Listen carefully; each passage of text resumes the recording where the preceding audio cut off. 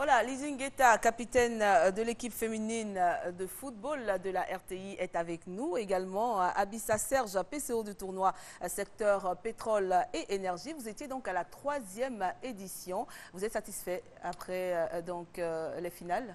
Nous sommes satisfaits, Cathy, parce que cette édition a prouvé la maturité tant des athlètes que du comité. Nous sommes satisfaits parce que la mobilisation était exceptionnelle. Et nous sommes satisfaits parce que nous avons eu cette année de bons champions. C'est vrai, vous parlez de RTI dames, mais il y a aussi Petrossi en homme. Bien sûr. Petrossi également à la pétanque et il y a eu la geste aussi. Ce sont de grands champions parce que depuis le début du tournoi en mars 2015, ces équipes-là se sont données corps et âme pour qu'au soir du samedi dernier, nous ayons de bons champions. Nous ayons une bonne finale devant notre ministre de tutelle, devant tous les directeurs généraux, devant tous les présidents de conseil d'administration. En tout cas, le comité est satisfait. D'accord. Alors, Lydie, vous avez remporté la première édition. L'année dernière, vous avez laissé le soin à une autre équipe de la remporter. Et cette année, vous revenez en force. Alors, donnez-nous le niveau. Comment vous avez trouvé le niveau cette année de la compétition? Le niveau était très haut cette année par rapport aux années précédentes. Toutes les équipes se valaient. Comme l'a dit le président, la mobilisation était à la hauteur. Quelle est l'équipe qui vous a le plus résisté dans cette compétition? Il n'y a pas eu d'équipe parce que nous étions préparés dans la tête. Et il fallait ramener cette coupe-là à notre directeur général.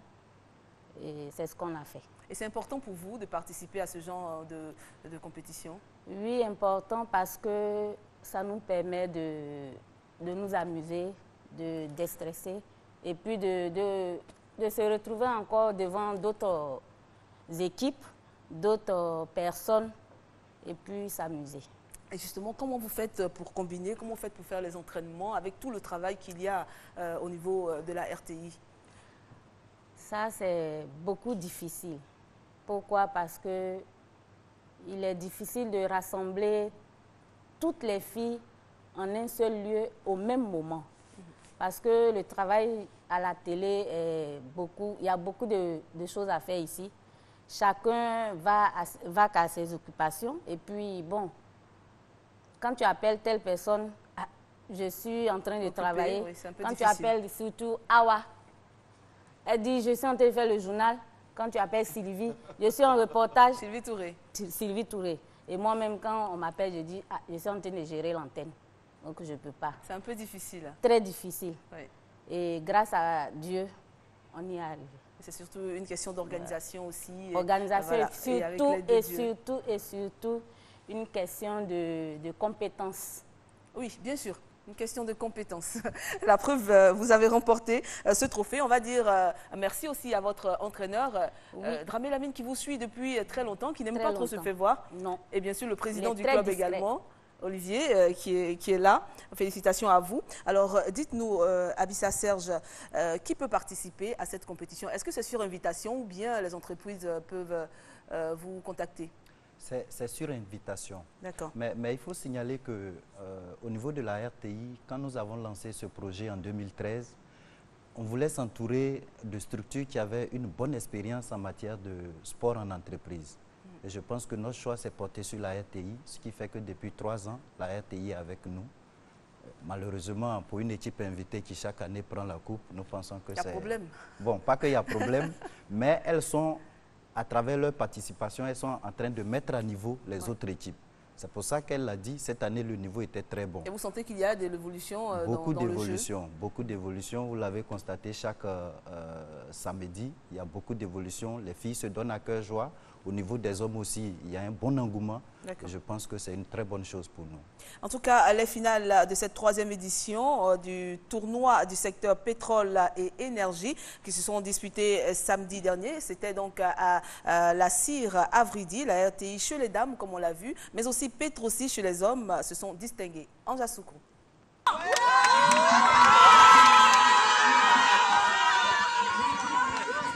La RTI au football féminin et Petrosi au football s'installent sur la première marche du podium de la 3e édition du tournoi du secteur pétrole et énergie.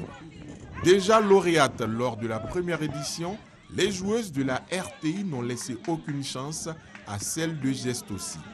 Les championnes en titre de Gestosi ont eu du mal à développer leurs arguments face à une équipe de la RTI très solide en défense.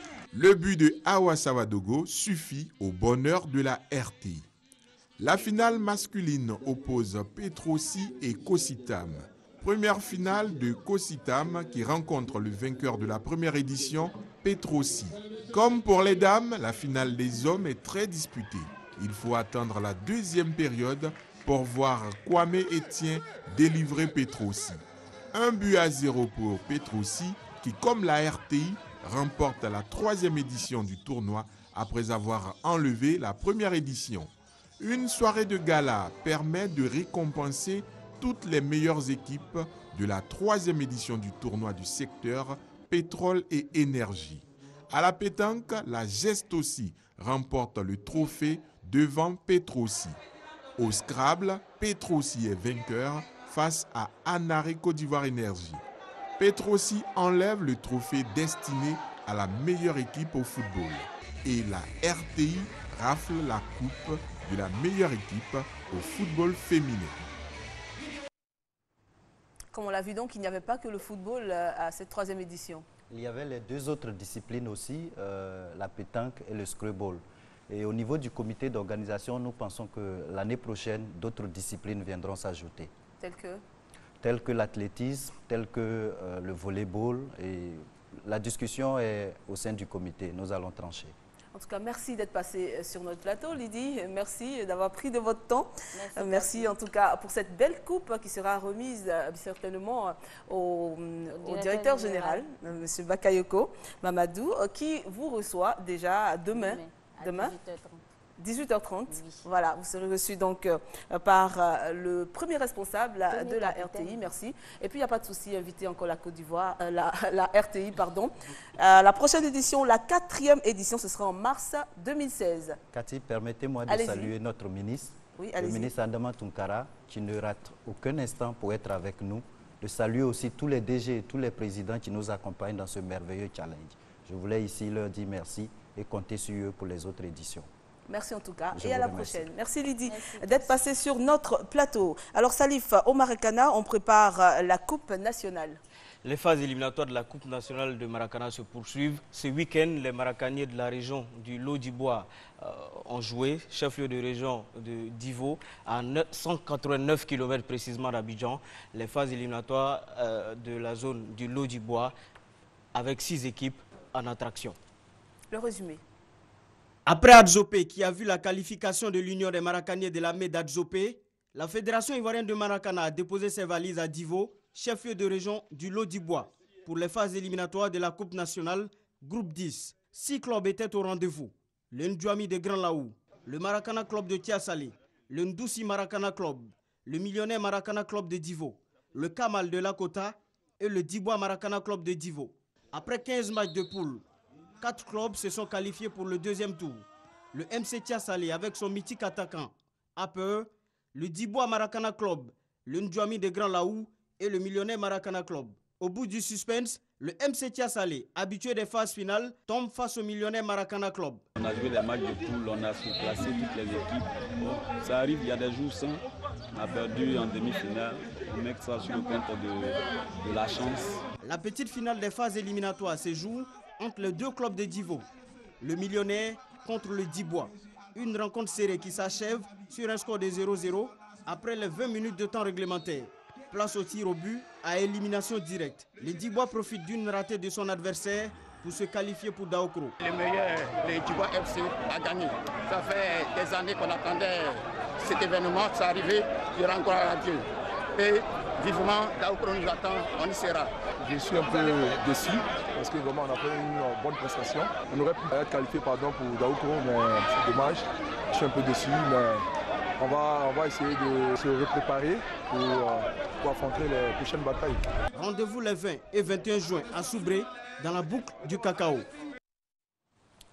Et la Fédération ivoirienne de Maracana a été reçue, quant à elle, par le ministre des Sports, François Michéa. 2015 est une saison charnière pour les Maracaniers ivoiriens et surtout africains. En marge de la 4e édition de la Coupe d'Afrique des Nations de Maracana qui aura lieu en août prochain à Lomé au Togo, les Maracaniers vont se retrouver autour d'une assemblée constitutive et élective pour désormais la Fédération internationale de Maracana et associations. Au niveau du Maracana. Ça va vite et le gouvernement ivoirien l'a compris. En tout cas, ce qu'on en déduit du communiqué du Conseil des ministres du mercredi 3 juin, où il est clair, le gouvernement soutient la candidature de la Côte d'Ivoire, non seulement au poste de président et au poste de siège. Donc les Maracaniers ivoiriens sont en pleine campagne. Bleu Charlemagne séduit, il rend visite à chaque ministre africain et je pense que c'est dans cette optique qu'il a commencé par le ministre ivoirien. On va voir déjà la réception qui a été faite par le ministre des Sports. Le ministre des Sports et Loisirs, Amicha François, a félicité le président de la FIMADA pour le travail inlassable que ce dernier abat en vue de promouvoir l'image de la Côte d'Ivoire à travers le Maracana. Commentant la décision prise en Conseil des ministres du 3 juin dernier pour soutenir le président Bleu Charlemagne dans sa quête d'être le premier président de la future Fédération internationale de Maracana et associations et surtout d'obtenir son siège à Abidjan. La Côte d'Ivoire n'a pas la vocation d'être un oasis dans un désert. Une manière pour le ministre de rappeler que le Maracana, qui est une invention typiquement ivoirienne, ne doit pas échapper à la Côte d'Ivoire sur le plan international. Le gouvernement a validé le budget de la FIMADA pour le rendez-vous de Lomé au Togo du 4 au 9 août prochain, la 4e édition de la CAN et ses différentes élections.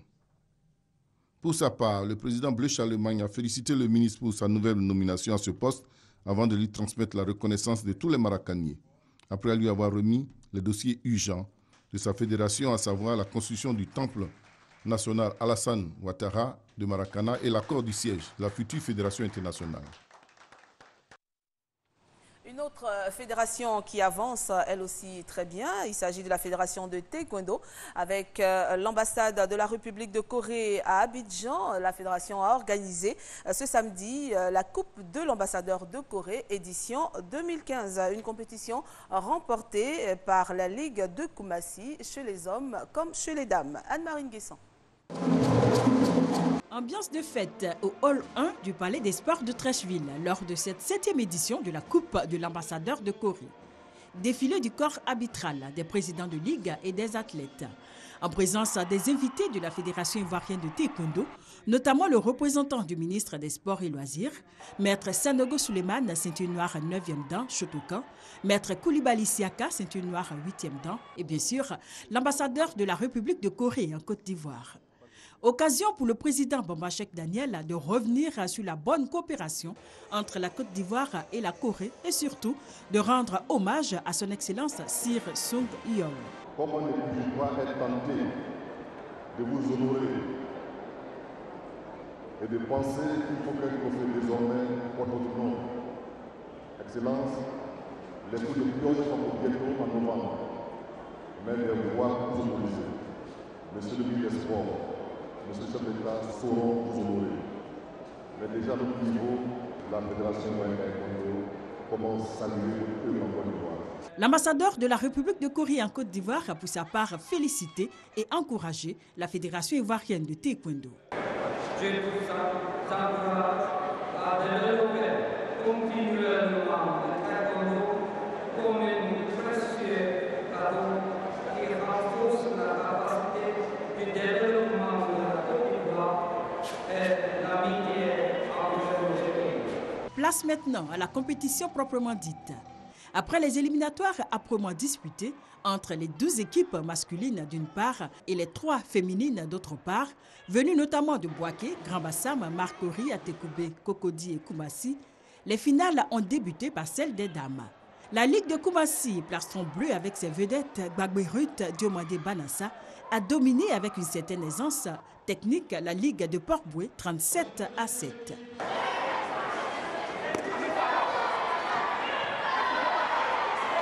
Pour la finale homme, on se serait cru à une compétition internationale, tant le niveau technique des combattants était élevé. Bané Seydou, Kassi Anissi, Logo Peken dans l'équipe de Koumassi, plastron rouge, contre celle du plateau avec Bamba Issa et Tayou Wassiou. La crème du taekwondo ivoirien a régalé le public.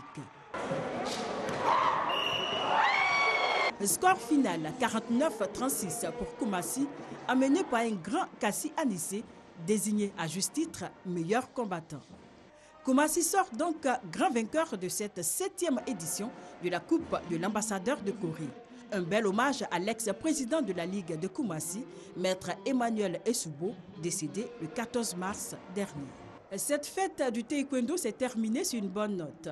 Un don de 7 billets d'avion fait par M. Jean-Marc Yassé et sa structure à la Fédération ivoirienne de taekwondo pour sa prochaine participation au championnat du monde universitaire de taekwondo en Corée.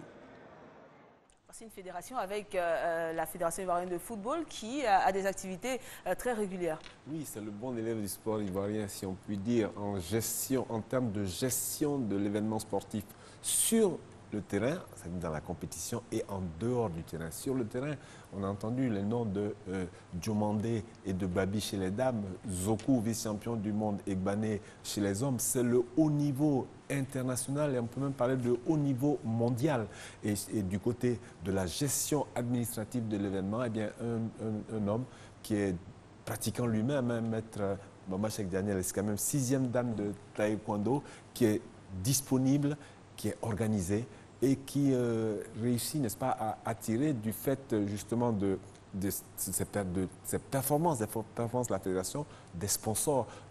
La Coupe de l'ambassadeur de Corée en est à sa 7e édition et elle connaît un engouement extraordinaire. Il faudrait même peut-être internationaliser un peu cette compétition. Et voilà comment, n'est-ce pas, eh bien, on est parti du niveau national pour atteindre le niveau mondial avec tout ce que ça se comporte comme sacrifice. Avec la rigueur et puis les sacrifices financiers, l'engagement d'un dirigeant en particulier, Bamba Cheikh Daniel, mais avec autour de lui toute une équipe qui fait monter, n'est-ce pas, le taekwondo ivoirien. D'accord. Justement, une délégation de la Fédération ivoirienne de taekwondo a été reçue jeudi dernier par le directeur général du port autonome d'Abidjan à l'auditorium de cette institution. Et vous parliez tout à l'heure du vice-champion du monde, Zoku Firmin. Il faisait partie de cette délégation. Anne-Marie Nguesson.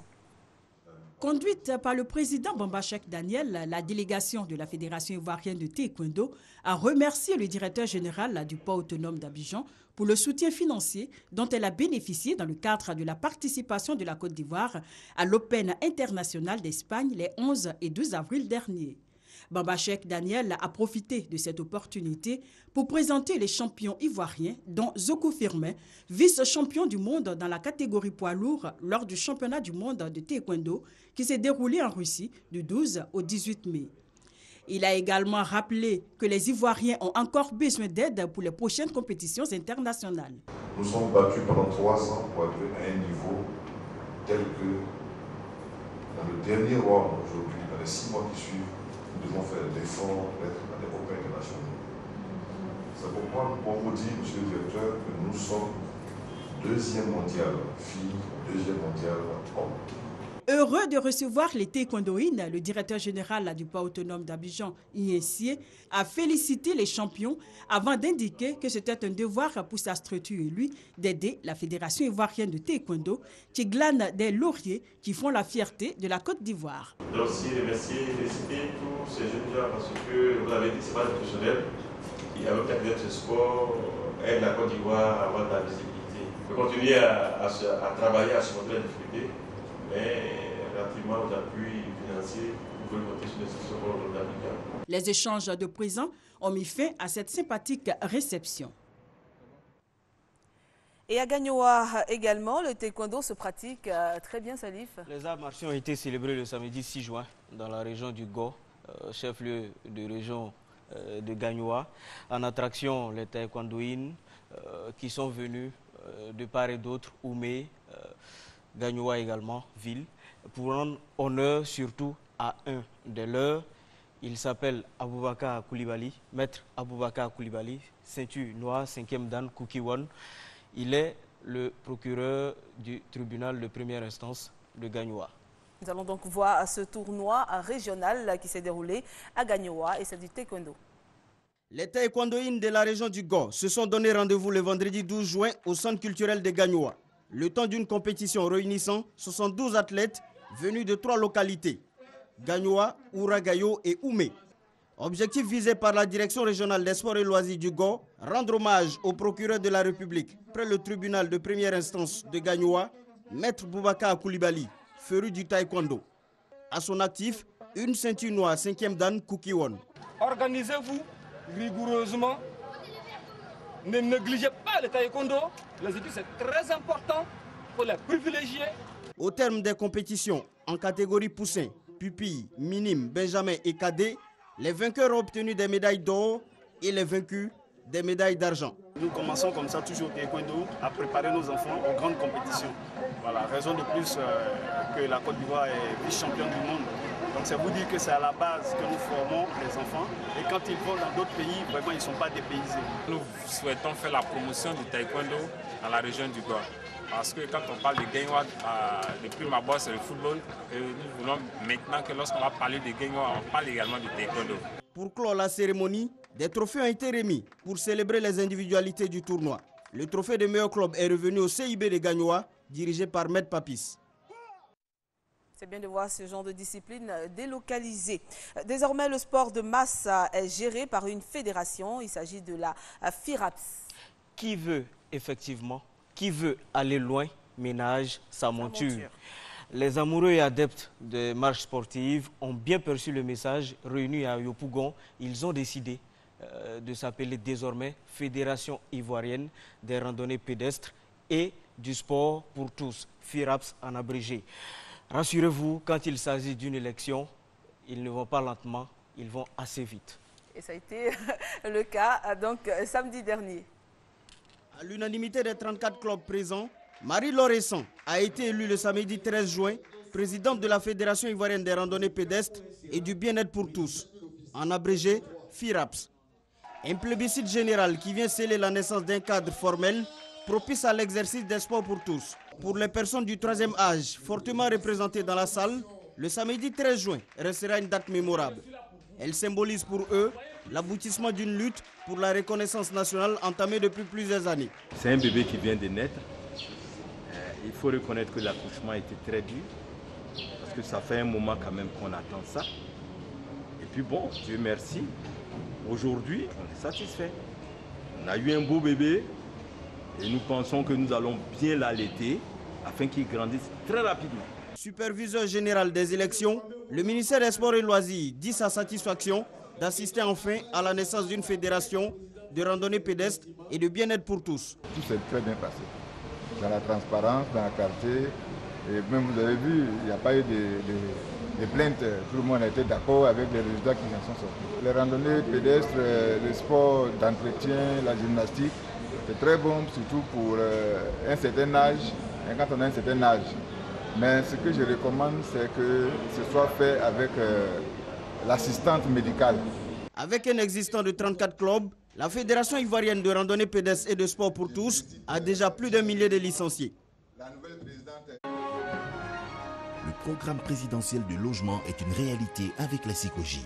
Plus de 2000 logements livrés et 15 000 en cours de réalisation. Appartements, duplex et villas à Yopougon, Abobo, Angré, Riviera et dans les villes de Daloa, San Pedro, Kong.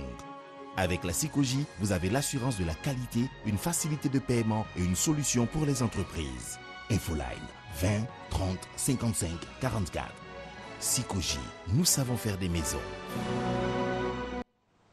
Alors moi j'ai une question rapide sur la création du FIRAPS. Quel intérêt de créer une fédération pour le sport de masse?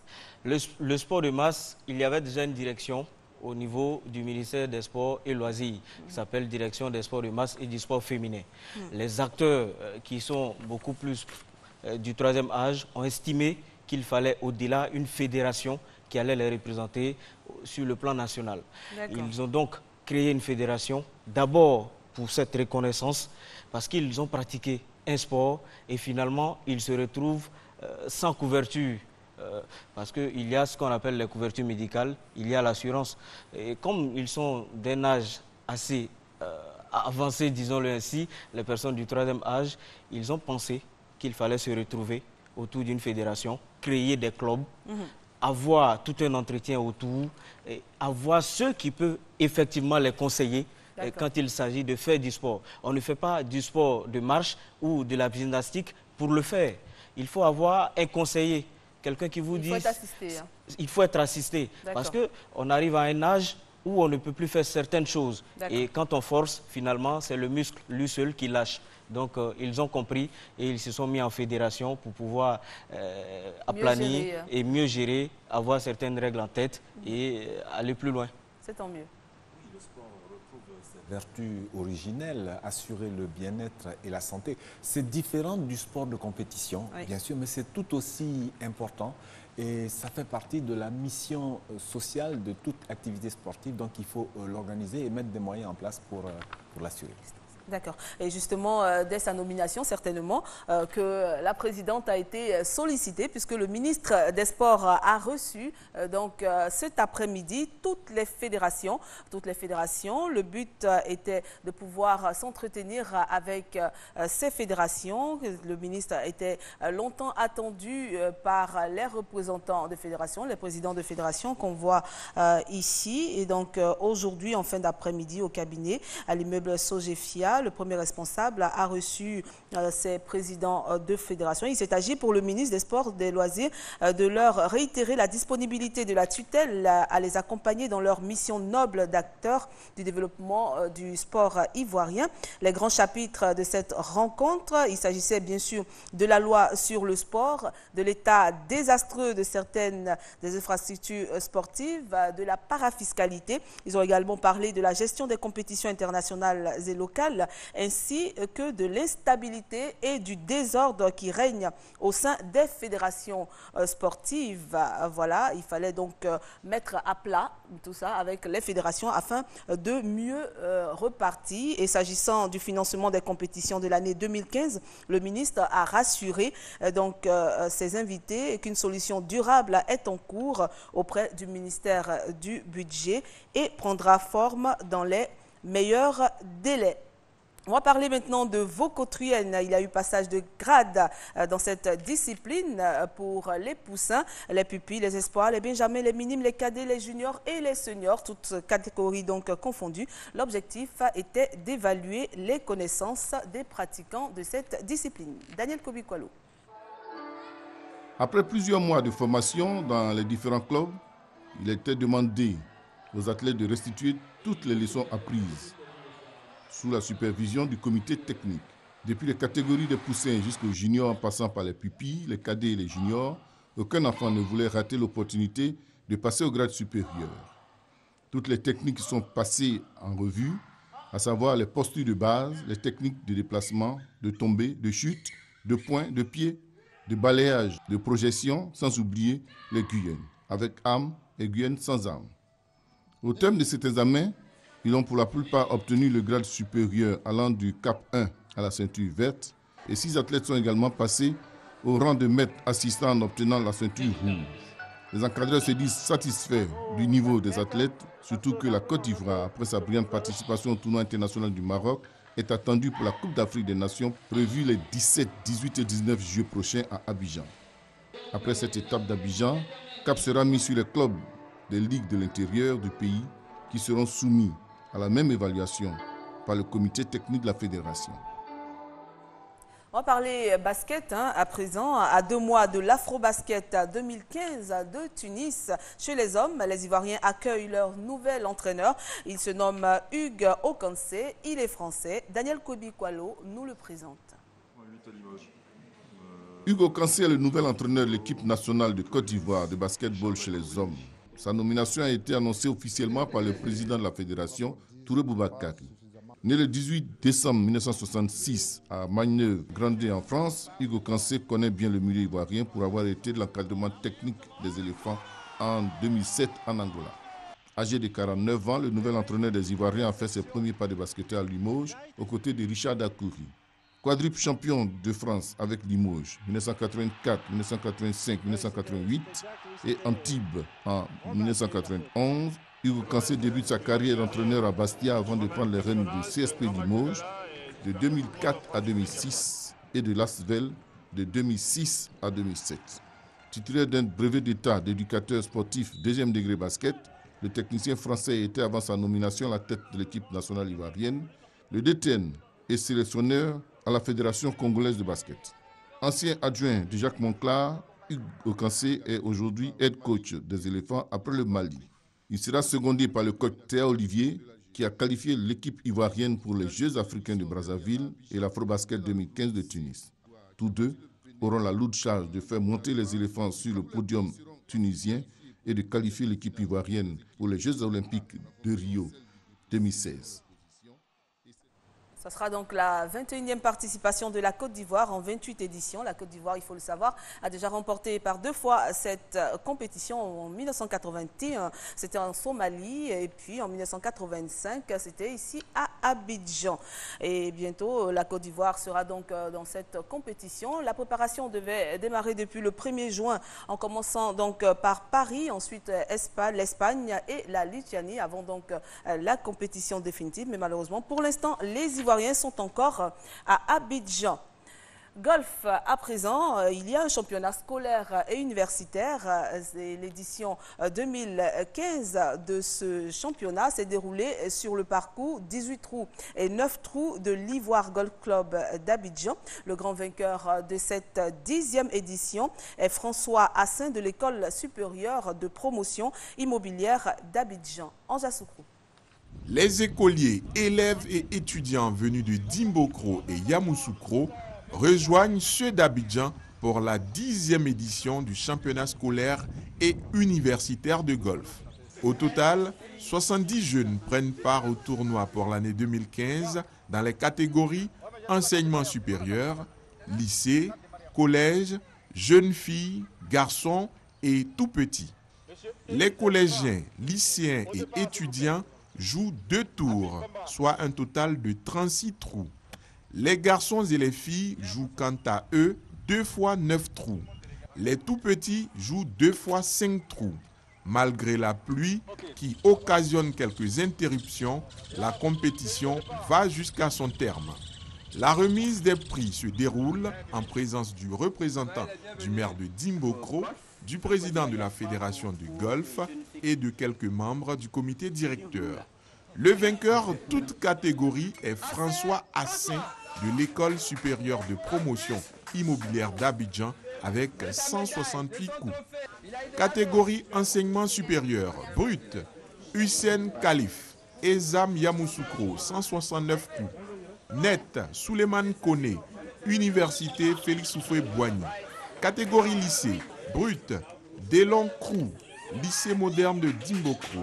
Net, Lionel Boni, également du lycée moderne de Dimbokro. Catégorie collège, brut, Junior Kebli, lycée moderne de Dimbokro. Net, Kevin Mafodoni, collège Le Serment d'Abidjan. Catégorie école primaire, Élisée Kra, EPP Riviera Jardin. Catégorie jeune fille, Emma Kokras d'Abidjan. Catégorie des tout petits, Kevin Demandols du lycée Blaise Pascal. Ça fait plaisir de retrouver le golf qu'on croyait un sport de personnes aisées. Et maintenant, le golf qui se retrouve à l'école, c'est formidable. On aura bientôt des Tiger Woods en Côte d'Ivoire. On a couru ce week-end pour le compte de la Ligue d'athlétisme Abidjan Nord. L'objectif de ce cross dénommé Marathon du Cœur est de venir en aide aux enfants en difficulté. Le compte-rendu est signé Anja Soukrou et bienvenue à Mans. 1000 coureurs ont adhéré au projet de la Ligue d'athlétisme Abidjan Nord de faire courir un cross sur 5 km appelé le Marathon du Cœur. Il s'agit des corps constitués d'amateurs et de coureurs professionnels dans les catégories juniors, seniors et vétérans. L'objectif visé par ce cross est de venir en aide à Biafra Olympique, structure s'occupant de l'insertion des enfants dans la vie sociale. Les coureurs partent de Cocody les Deux Plateaux, passent par la RTI, avec l'arrivée jugée au lycée classique d'Abidjan. Massaran Sissé, chez les juniors dames, remporte la course. Pour les seniors dames, Massogona Fofana de l'Africa s'offre la première place, tandis que chez les amateurs juniors, Bienvenue Kofi arrive en tête. À la fin de l'épreuve, les organisateurs du cross dénommé le Marathon du Cœur se sont dit heureux et satisfaits. Rendons-nous à Boaké et à Odiéné. À Boaké, à l'occasion de la fête des mères, l'ONG Oukademe a initié un match de gala à Boaké. Donc, la rencontre sportive a opposé les femmes de l'association des mamans sportives et actives du quartier Koko. Et puis du côté de Odiéné, on va parler plutôt de l'OASU avec les finales régionales de cette partie du pays. Les établissements scolaires de Odiéné ont donc rivalisé d'ardeur pour être présents à Mans, puisque c'est à Mans que vont se dérouler les finales nationales. Kader Sogodogo de la station de RTI Boaké. C'est l'école primaire catholique Saint-Jean qui a abrité le match de gala des femmes du quartier Koko de Boaké. Une rencontre sportive disputée dans une ambiance cordiale et amicale. Les attaques de part et d'autre sont spectaculaires. La débauche d'énergie et la détermination sont à la hauteur de leur volonté à vouloir montrer un bon spectacle. Toute chose que le public apprécie, surtout avec des scènes qui ressemblent à un match de rugby. Pour le parrain Touré Souleymane, président de l'ONG Ouka Andemé, structure initiatrice de cette rencontre, il s'agit de créer un cadre récréatif entre les femmes et cela est une opération réussie. Le sport est un vecteur de réconciliation, est un vecteur de rapprochement. Le football aussi est un élément qu'on peut utiliser pour justement permettre à la femme de s'épanouir. Il n'y a pas de vaincu, il n'y a pas de vainqueur. Les deux équipes ont gagné aujourd'hui. L'occasion a été aussi belle pour l'association des mamans sportives et actives du quartier Koko de savourer cet instant festif avec le parrain qui leur a remis une enveloppe contenant des espèces sonnantes et trébuchantes. L'Office ivoirien des sports scolaires et universitaires, OASU, a organisé récemment les finales régionales du Kabadougou. Au moins 16 équipes ont pris part aux compétitions et les meilleures écoles ont été récompensées. Parmi ces écoles, le groupe scolaire Mamadou Koulibaly, au secondaire, et l'école primaire d'Odiéné 5 ont remporté le trophée de la meilleure équipe du primaire. En outre, l'OASU a procédé à des classements individuels des meilleurs sportifs des différentes écoles primaires et secondaires de la région. Une manière de motiver les élèves à promouvoir le sport. Gymnastique, athlétisme, football, volleyball, basketball, cross, etc. ont été les disciplines qui ont meublé ces finales. Le directeur de l'Office ivoirien des sports scolaires et universitaires a assisté aux compétitions de la région du Kabadougou. Le lycée moderne a été classé premier en gymnastique et le collège moderne premier en athlétisme. En football, rubrique des cadets du secondaire, le collège moderne a disposé du lycée moderne par le score de 1-0. En volleyball junior homme, le lycée moderne a pris le dessus sur le collège moderne par 3-7 à 2. Ces compétitions sportives mettent fin aux activités 2015 de l'OASU. Alors nous allons rester à l'intérieur du pays avec du Maracana pour rapprocher les différentes communautés qui vivent en Côte d'Ivoire, notamment à Tiasalé, qui a abrité les journées sportives intercommunautaires pour célébrer l'intégration. La finale dotée du trophée du ministre Ali Koulibaly a été remportée par les Ivoiriens, 3-2 face aux Ghanéens, encore eux. Daniel Kobikwalo.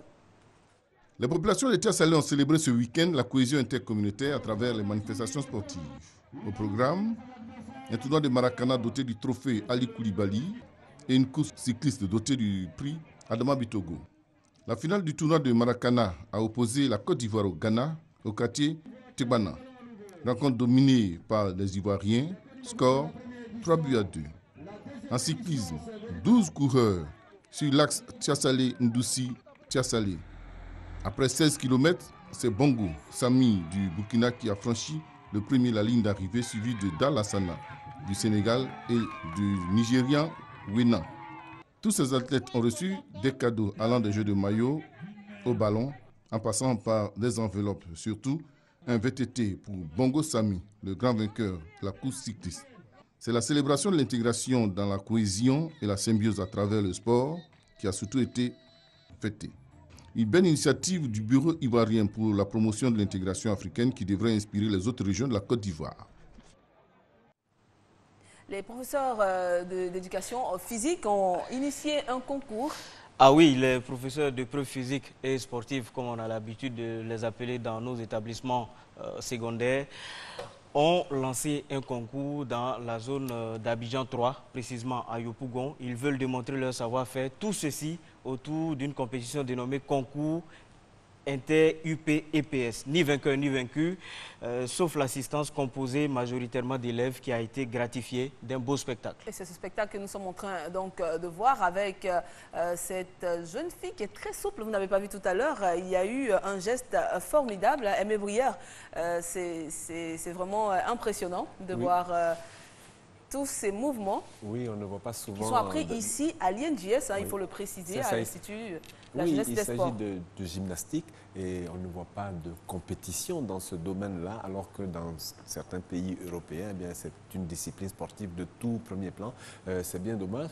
Il me souvient qu'à l'époque où on présentait le bac, il y avait une partie gymnastique pratiquement obligatoire, mais bon, je ne sais plus maintenant si les profs de PS nous disent ça continue, que ce n'est plus tout à fait le cas. Il y a la partie gymnastique, oui, avec des enchaînements au choix et des enchaînements imposés. Au sol, pas avec les comment on appelle ça, le matériel au sol seulement. On n'a pas les chevaux d'arçon, on n'a pas de matériel, mais on a mis les trapèzes, voilà, c'est ça. D'accord. Alors, les dernières images de cette édition sont consacrées à, on va plus dire Kadi Sanogo, mais plutôt Madame Koné. Voilà, c'est notre réalisatrice qui s'est mariée le week-end dernier. Nous l'avons annoncé et aujourd'hui, eh bien, nous vous proposons l'élément de ce mariage.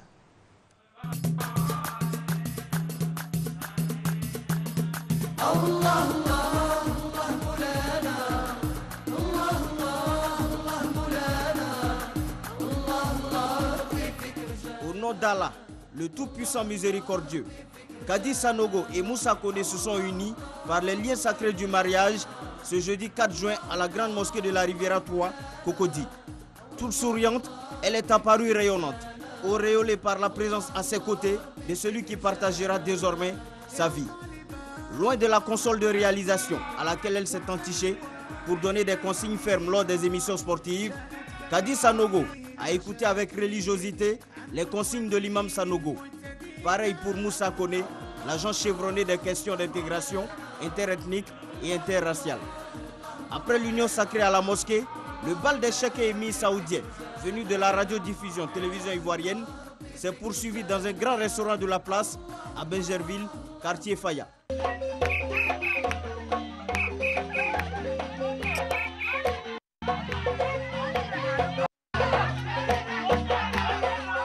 Après quoi, un concert au rythme des balafons sénoufos et des tam-tams malinqués.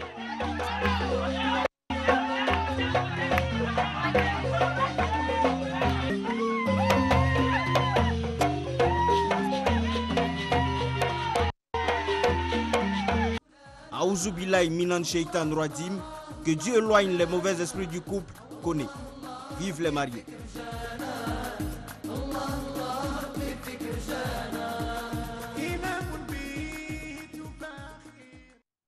Félicitations encore à vous, Madame Koné. On a découvert qu'elle sait danser, à part donc les consoles de la réalisation. Voilà, c'était donc le dernier élément de notre émission. Aimé Brière, merci.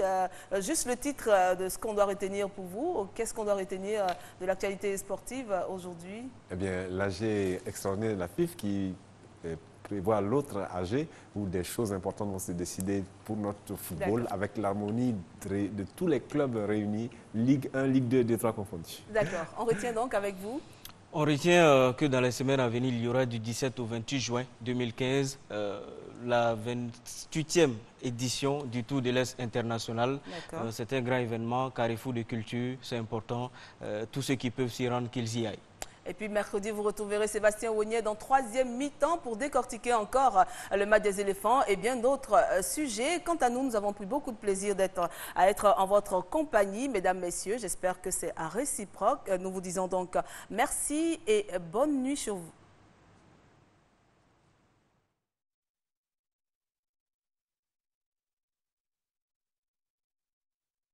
La RTI et la SICOJ vous ont présenté Lundi Sport.